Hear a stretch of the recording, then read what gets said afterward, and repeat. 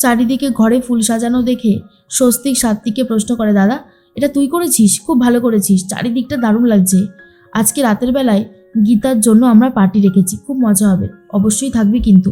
সাত্বিক বলে, না আমি এখান থেকে চলে যাব, আমি আর এখানে থাকতে চাই না।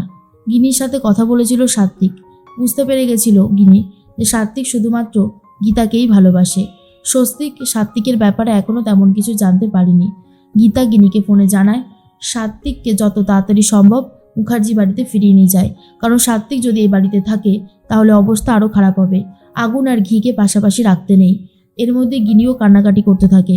অগ্নিজিৎ মুখার্জি ফিরে আসতেই ঠাম্মি অগ্নিজিৎ মুখার্জিকে বলে, কি ব্যাপার, শেষ পর্যন্ত হার মেনে নিতে হলো? শুনলাম গোহারান হেরেছ, ভালোই হয়েছে, এটাই তোমার সবে শুরু। অগ্নিজিৎ মুখার্জি বলে দেয়, আজকে হেরেছি তো কি হয়েছে, নেক্সট কেসে আমি ওকে হারাবই। গিনি তখন বলে, বাবা আপনার ছেলে আমাকে ঠকিয়েছে, আমাকে বারবার আই লাভ ইউ বলেও ও অন্য কাউকে ভালোবাসার কথা বলেছে, আর সেটা হলো গীতা। এর একটা ভিত করুন বিচার পাইয়ে দিন আমাকে বাবা। সাত্বিককে ফোন করেছে অগ্নিজিৎ মুখার্জি আর বলে, ইমিডিয়েটলি বাড়িতে ফিরে এসো, তোমার সাথে কথা আছে। সাত্বিক তখন বলে, কেন বাবা, কি হয়েছে, আমাকে বলো কি হয়েছে। অগ্নিজিৎ মুখার্জি বলে, তোমাকে বাড়ি ফিরে আসতে বলেছি, ফিরে এসো। এর মধ্যেই অগ্নিজিৎ মুখার্জির জন্য এক হাঁড়ি মিষ্টি পাঠায় গীতা, সিকিউরিটির হাতে পাঠিয়েছে। সিকিউরিটি বলে, স্যার মিষ্টি পাঠানো হয়েছে, কেউ একজন মিষ্টি পাঠিয়েছে। গীতা ফোন করে অগ্নিজিৎ মুখার্জিকে জানাতেই হাঁড়িটা নিয়ে ফেলে দেয়। আর তখন গীতা বলে, আপনি যাই করুন না কেন এরপরের কেসগুলোতেও আপনাকে হারতে হবে।